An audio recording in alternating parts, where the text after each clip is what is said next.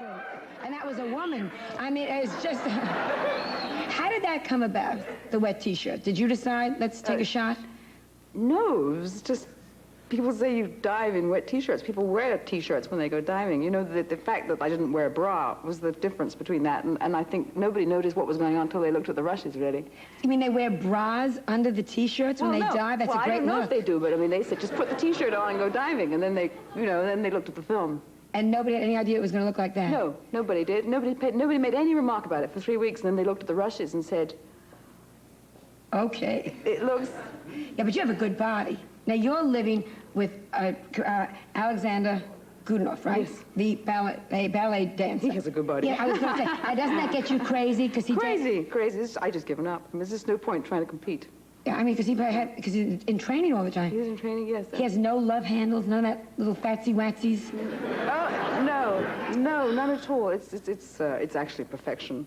It is. And what about you? Physical perfection. What about your body? I have not got undressed in the last 2 years. do you have to work on your body? I have dimmed all my lights in my house. There's constant shadows, you know. Do you worry? With T-shirts and towels. It's all... Do you worry? I do, up to a point, but at a certain point I let go. I'm so glad. But I still have a towel or a T-shirt. Well, my dear, I go into the pool in a coat. I mean, let's go to this commercial. We'll be right back. We're talking with Jacqueline Bisset. We'll be right back. I'm nice back. Talking with Jacqueline Bisset. Now, you look so great. I'm not going to ask your age, because I asked you last time, remember, and you told me... I lied, right? Yeah, you lied. You said 47 or something. Yes, I said 47, if that. No, because you look great. But somebody told me you're worried about getting old, and I look at you... Who said that to you? The people backstage that were talking to you. They asked me if I was worried. I said I wasn't particularly worried. No, I'm not thrilled, though, all the same. No, nobody's thrilled.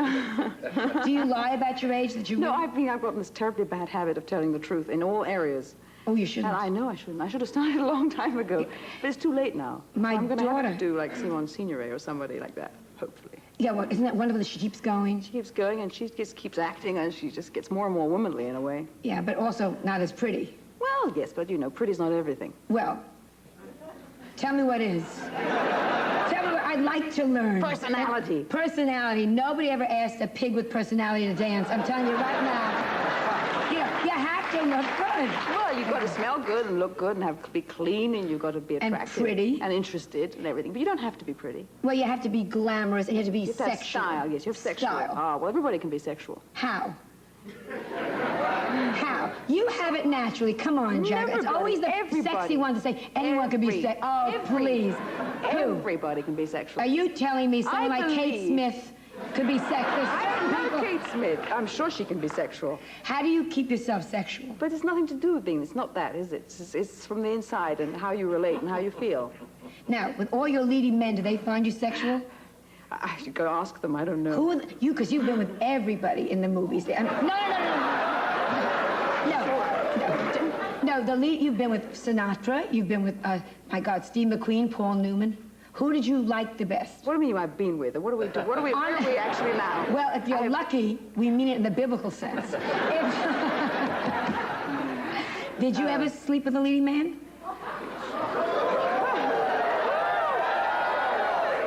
Yes. You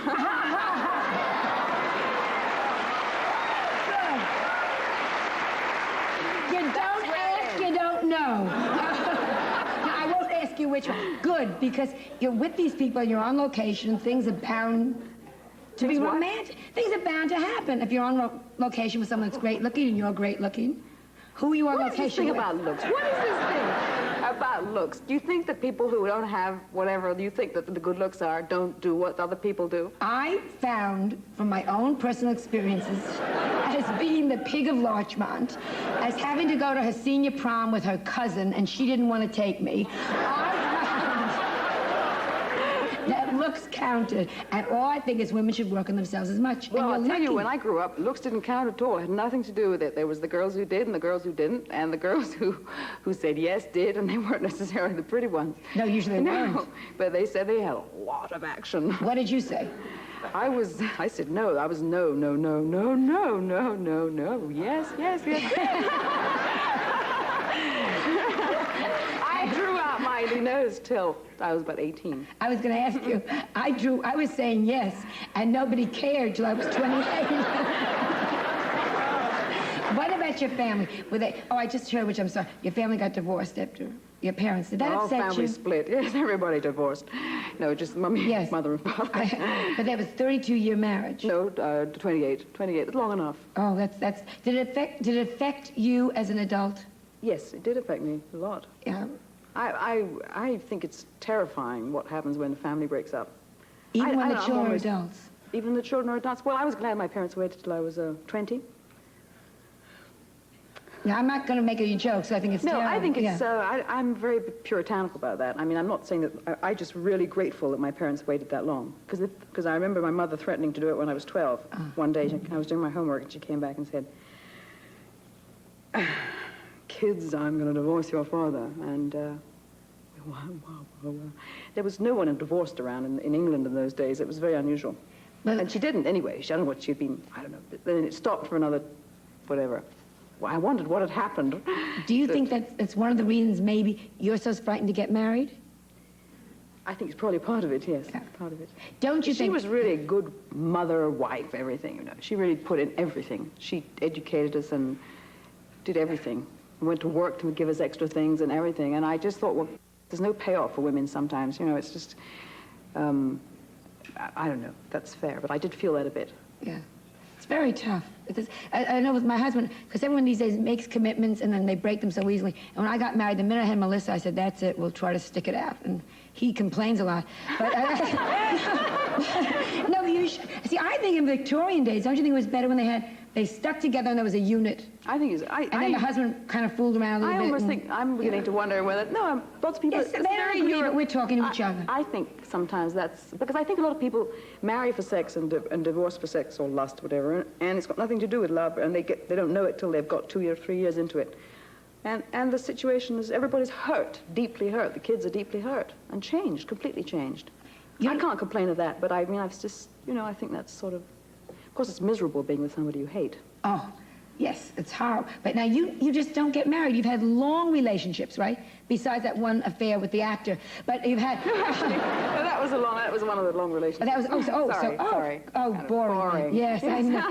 So you never, like, had an affair that wasn't Paul Newman or Sinatra? No, wait a minute. Just cool it. What is this? How... Paul Newman. I never had an affair with him. I was just asking you. I was just asking because I wasn't sure. So one of your 7-year romances was an actor that you started with. Yes. But if you live with someone 7 years, why don't you think maybe we should get married? Oh, God, you really pushed to the point. Okay, I won't do... All right, don't you want children? Would you like a little Jacqueline running around going, "Mommy, Mommy"? Sometimes I would. Do you like children? I like some children. Some. Me too. It's very brave to say that. Yes. Is it? Oh, you'll get letters. What do you mean you don't like you? You know, that's a... Well, I'll take my chances. Yeah. I like children when they're not sitting next to me on a plane screaming. Oh, I had a wonderful flight with one. A child who crawled over me maybe 35 times, under my legs and over my legs, then spilled orange juice into my handbag. Then I said to the purser, "Could you please remove this child from me? It is bothering me, rather." And the mother came up and started screaming 4-letter words at me, to such a point that I was scared. We were up above. I was London to LA flight, and thank God, John Cassavetes was on the flight and came to my rescue. He was on the aisle opposite and told the woman to lay off me. But we were ready for a fist fight because of this child. But it's not fair. If they travel with a child, they should take care of the child. You know when you're on an airplane and you're sitting there and this child comes and you know, they're looking down the aisle and it's going to trip and it's going to fall and I get so crazy and the mother's in the background reading the magazine. Right. So it's just not fair. Yeah, not fair. Take your child and take care of your child. Now, tell us about, because you brought a clip, because I would sit and talk to you all, I would be your girlfriend if you would let me. I just think you're such a... And then when I find out things, but... New material for the show, right? Tell us about the clip and the movie. Well, I think the clip is I think this is where I meet the young man in the plot, who has been treated kind of badly recently, and he's getting nowhere. He's never been to bed with a woman before, and he's in a bar with a $100 bill that he's been given by his best friend, and I think this is a scene where someone's painted black stuff all over his nose unwittingly with a coin, you know, the game where you roll the coin in the black and you put it over the nose, and he's just, what's it called, devastatedly alone, and I come up. I think this is where I come up. Okay, and the movie is called? Class. Class to me.